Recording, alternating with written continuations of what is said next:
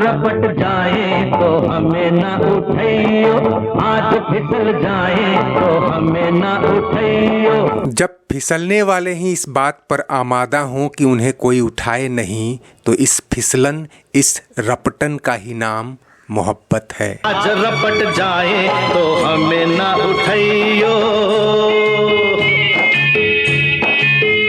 इसे real life में अमिताभ बच्चन के साथ रपटन कहिए या फिर रियल लाइफ में राज बब्बर के साथ फिसलन। उन दिनों स्मिता पाटिल मोहब्बत में डूबी हुई थीं और कहते हैं कि मोहब्बत में डूबी हुई नायिका अपने हर किरदार में डूब जाती है।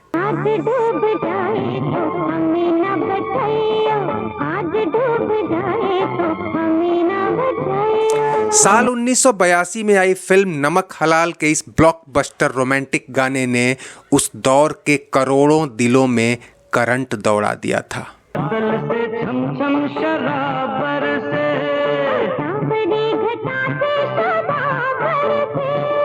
इसकी कल्पना न तो गीतकार अनजान ने की थी और न ही संगीतकार बप्पी लहरी ने। इसे गाने वाले किशोर कुमार और आशा भोसले को अंदाजा नहीं था कि जिसे वे मामूली मॉनसून ट्रैक समझ रहे हैं, वो फिल्माए जाने के बाद पर्दे पर आग लगा देगा।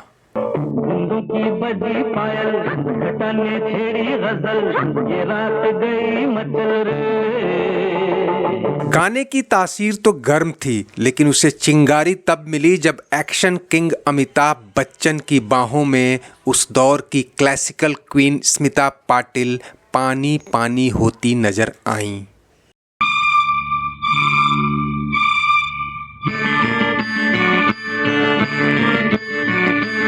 तब तक अमिताभ के साथ करीब आधा दर्जन सुपरहिट फिल्में बना चुके प्रकाश मेहरा की पारखी आंखों ने उस सिनेमैटिक करंट को भांप लिया था कि कैसे पैरेलल सिनेमा की एक प्रतिष्ठित लेकिन सीधी सादी साड़ी नुमा छवि वाली हीरोइन को बारिश में नहलाकर हाई वोल्टेज रोमांटिक करंट पैदा किया जा सकता है।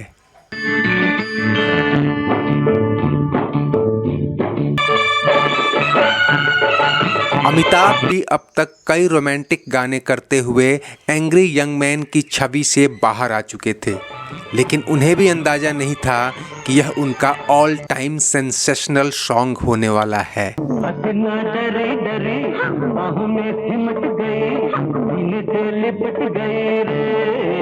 स्मिता पाटिल को भी तब तक फिल्मों में आए 8-10 साल हो चुके थे, लेकिन अभी तक उनकी पहचान क्लासिकल और पैरेलल सिनेमा की एक अदाकारा की थी जिसे ढेर सारे अवार्ड मिल चुके थे। ऐसे में इतने बोल्ड सीन के लिए पहले तो वो तैयार नहीं थीं और जब हुई तो उन्हें भी अंदाज़ा नहीं था कि पानी में भीगने के बाद ब्यूटी और बोल्डनेस की जुगलबंदी क्या धमाल मचाएगी।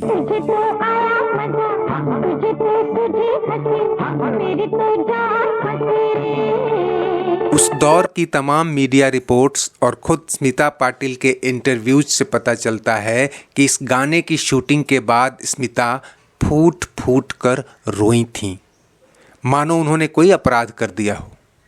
उन्हें अपनी इमेज खराब होने का डर सता रहा था। वो शूटिंग के दौरान भी थोड़ी असहज थीं, लेकिन वहाँ अमिताभ ने उनका मनोबल बढ़ाया। लेकिन जब यह गाना शूट हो गया, स्मिता पर कोई अनजाना डर हावी हो गया था। अगले दिन वो शूटिंग पे नहीं आई और जब आई तो आंखें सूजी हुई थीं। जब ये बात अमिताभ बच्चन को पता चली तो उन्होंने स्मिता को काफ़ी समझाया और यह भरोसा दिलाया कि यह सीन कहानी की मांग थी और इससे कोई भी गलत इंप्रेशन नहीं जाएगा।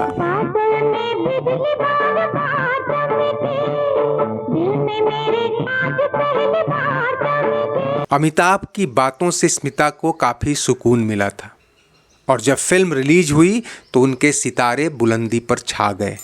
इस फिल्म ने स्मिता पाटिल को पैरेलल सिनेमा से कमर्शियल सिनेमा की टॉप मोस्ट हीरोइनों की फहरिस्त में लाकर खड़ा कर दिया।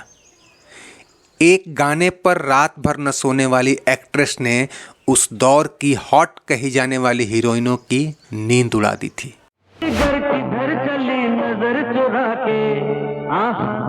इस फिल्म से स्मिता और अमिताभ के बीच जो नज़दीकियां पनपी थीं, वो मीडिया की सुर्खियों में रोमांटिक अटकलें बनने लगी थीं। इसे अमिताभ का स्टारडम कहिए या स्टारडम की नियति। जो भी हीरोइन अमिताभ के साथ हिट हो जाती उसके साथ ही उनका नाम जोड़ा जाने लगता।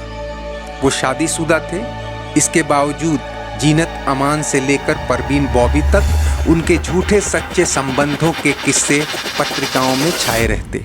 उसी साल आई फिल्म शक्ति में भी स्मिता पाटिल अमिताभ की हीरोइन बनकर आई थी और यह जोड़ी मजबूत होती दिखी।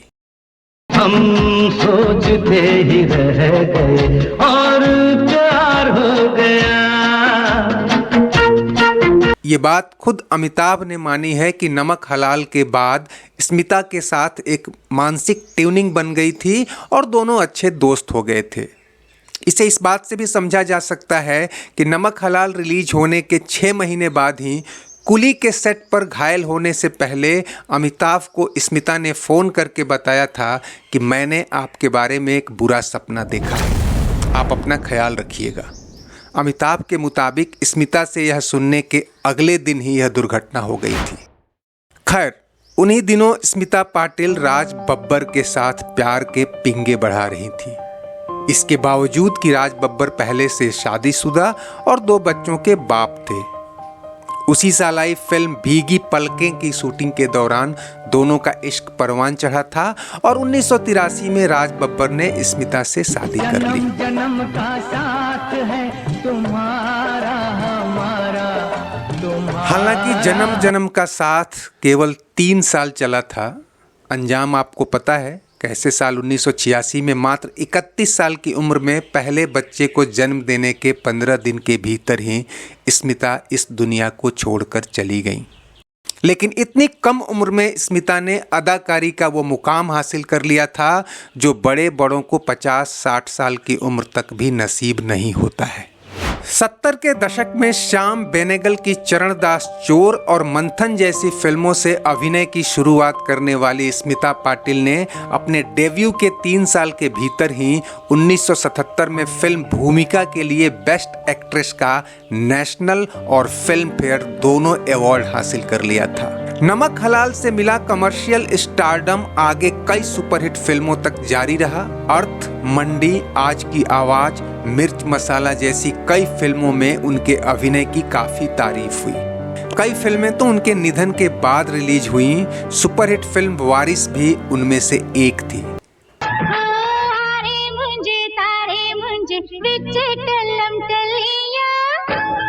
लेकिन जिस एक गाने के लिए आज हम स्मिता पाटिल की चर्चा कर रहे हैं उसकी सबसे बड़ी खूबी तो यही थी कि यह अपने दौर का बेस्ट मॉनसून ट्रैक था और आगे भी बहुत कम रोमांटिक सॉन्ग ही इस टक्कर के बन पाए।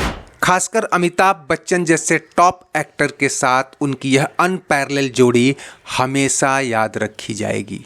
में थी कहाँ बात ऐसी, पहली बार बरसी बरसात ऐसी। तो दोस्तों, उम्मीद है आपको ये वीडियो पसंद आया होगा। चलते चलते इसे लाइक, शेयर और सब्सक्राइब कर लीजिए और कमेंट बॉक्स में अपनी राय जरूर दीजिए। शुक्रिया, नमस्ते, आभार।